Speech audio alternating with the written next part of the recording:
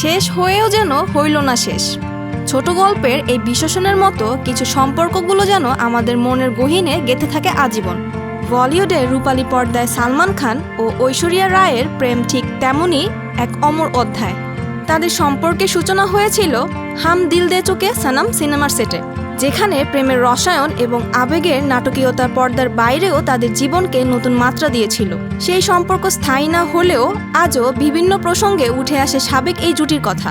যেমন নবরাত্রির প্রসঙ্গ এলেও সালমানের হাম দিল দে চুকে সনম সিনেমার কথাই মনে পড়ে যায় সবার। আর এই সিনেমার সঙ্গে জড়িয়ে রয়েছে ঐশ্বরিয়া রায়ের সঙ্গে প্রেমের মুহূর্ত।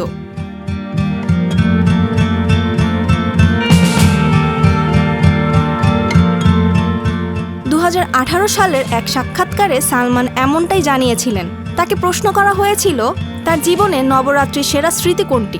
ভাইজান সেই সাক্ষাৎকারে বলেছিলেন, আমার কাছে নবরাত্রির সবচেয়ে বড় স্মৃতি হলো হাম দিল দে চুকে সনম এবং সিনেমার গান ঢোলি তারো। 1999 সালে সঞ্জয় লীলা ভানসালী এই সিনেমার সেট থেকে শুরু হয়েছিল সালমান ও ঐশ্বরিয়ার প্রেম। সিনেমাটি বক্স অফিসে সাড়া ফেলেছিল, কিন্তু নিজেদের মধ্যে বনিবনার অভাবে 2001 সালে ভেঙে যায় তাদের সম্পর্ক। এরপর 2007 সালে ঐশ্বরিয়া বিবাহ বন্ধনে আবদ্ধ হন অভিষেক বচ্চনের সঙ্গে, আর 2011 সালে তাদের কোল আলো করে আসে কন্যা আরাধ্যা।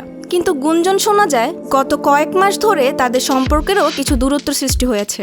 অন্যদিকে সালমান খান যদিও একাধিক সম্পর্কে জড়িয়েছেন, কিন্তু এখনও সংসারের বন্ধনে আবদ্ধ হননি।